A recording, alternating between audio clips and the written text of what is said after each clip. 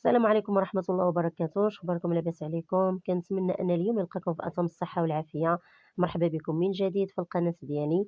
اليوم إن شاء الله غنديروا معكم واحد الشوربة دوا البرد ودوا الشتا كتجي رائعة، بنينة ومقومة بالأعشاب وعلى الطريقة المغربية الأصيلة.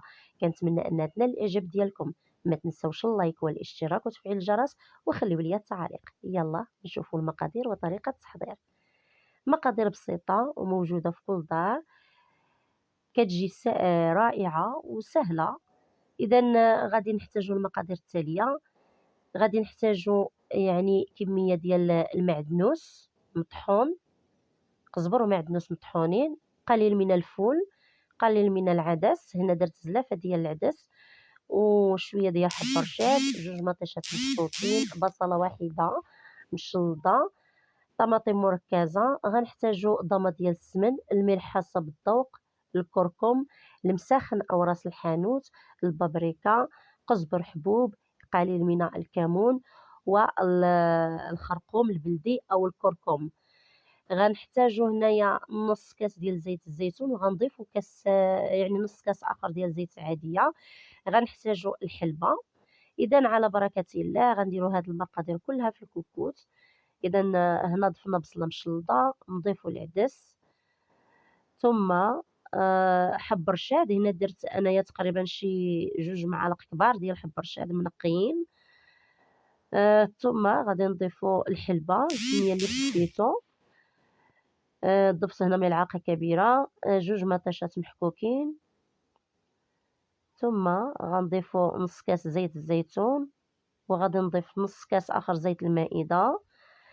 نضيفو التوابل كلها اللي ذكرنا سابقا، ثم ملعقة كبيرة طماطم مركزة، و4 الثومات، هنا درت دروس ديال الثومة محكوكين، ونص كاس زيت المائدة.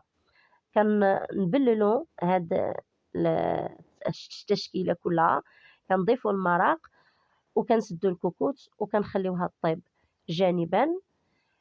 كناخد كمية ديال الدقيق هنا الأبيض، كنضيف له القليل من الماء. هنا أنا بغيت هذا الدقيق هذا يتكسكس، يعني يصبح على شكل حبيبات.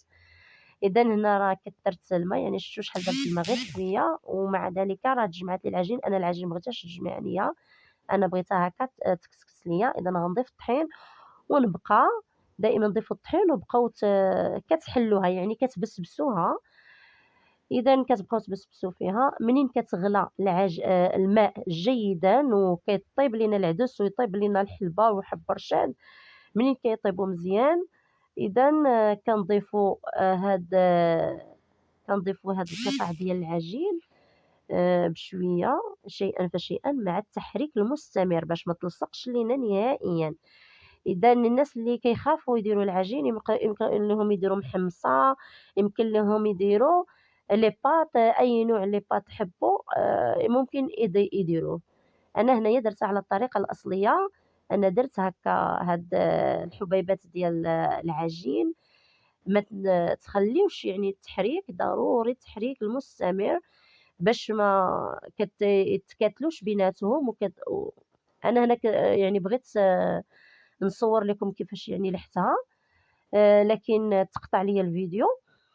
إذا كنبقاو بشوية بشوية، ومن بعد إلا شفتوا يعني الشوربة مازال خفيفة، كتدوروها بالدقيق بحالها بحال الحريرة، كدوروها بالقليل من الدقيق غير شوية حتى كتولي لينا يعني خاترة شوية صافي، نطفيو عليها.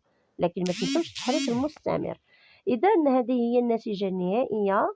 إذا شوفوا القوام ديالها، شوفوا الثقولية ديالها، شوفوا الخطورية ديالها، راه كطيب بحال الشكل ديال الحريرة الحامضة ديال رمضان المغربية، لكن هذه حريرة مقومة بالأعشاب أو شوربة مقومة بالأعشاب. هانتوما كتشوفوا هذيك الحبيبات ديال العجين اللي درنا. كتشوفوا الحلبة، العدس، الفول، الحب الرشاد، كتجي مقومة بالأعشاب، كتجي رائعة وبنينة بزاف. الناس المغربية الأصيلة غادي تعرفني علاش كنهضر. كتجي رائعة، وهي علاش تسمات فتة الشطبة. كانوا بكري كيديروا يعني مسمنة وكيديروها في واحد العصية هكا عندها يعني على العروش، وكيبقاو يحركوا بها، يعني بحال الشطابة وكيبقاو يحركوا بها. داك الشيء علاش تسمات فتاة الشطبة. ما تنساوش اللايك والاشتراك وتفعيل الجرس، وتخليو ليا التعاليق ديالكم باش نعرف الآراء ديالكم، وكنتمنى أنكم تجربوها، راه كتجي رائعة وكتسخّن في هاد البرد، كتجي ممتازة، وخصوصًا الناس اللي ضربهم البرد. بطبيعة الحال هي غادي تنفعهم بزاف، لأن فيها يعني حب الرشاد، راه كيسخّن ومزيان للسُّعال. كنتمنى أنها تنال الإعجاب ديالكم.